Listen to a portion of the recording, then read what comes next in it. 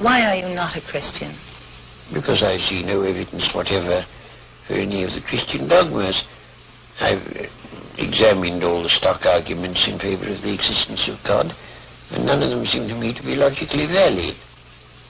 Do you think there's a practical reason for having a religious belief for many people? Well, there can't be a practical reason for believing what isn't true. That's quite, at least I rule it out as impossible. Either the thing is true or it isn't. If it is true, you should believe it, and if it isn't, you shouldn't. And if you can't find out whether it's true or whether it isn't, you should suspend judgment. But you can't, it seems to me, a fundamental dishonesty and a fundamental treachery to intellectual integrity to hold a belief because you think it's useful and not because you think it's true. Well, I was thinking of those people who find that some kind of religious code helps them to live their lives. It gives them a very strict set of rules, the rights and the wrongs.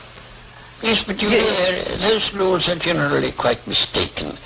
A great many of them do more harm than good. And they would probably be able to find a rational morality that they could live by if they dropped this irrational, traditional, taboo morality that comes down from savage ages.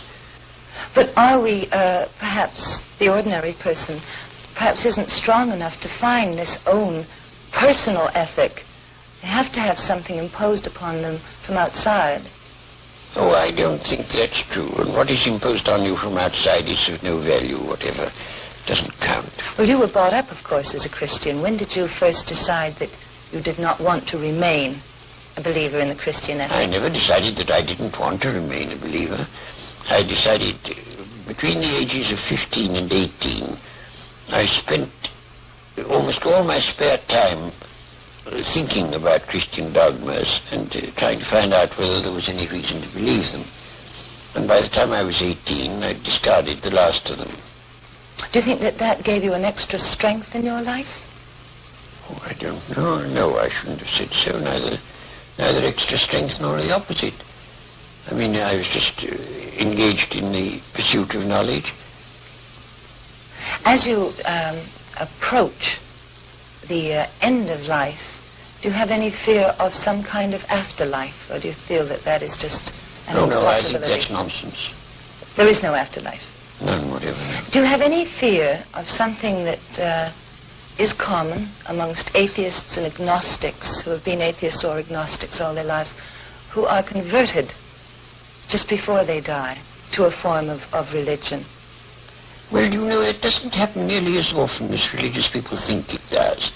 Because religious people, most of them, think that it's a virtuous act to tell lies about the deathbeds of agnostics and such. As a matter of fact, it doesn't happen very often.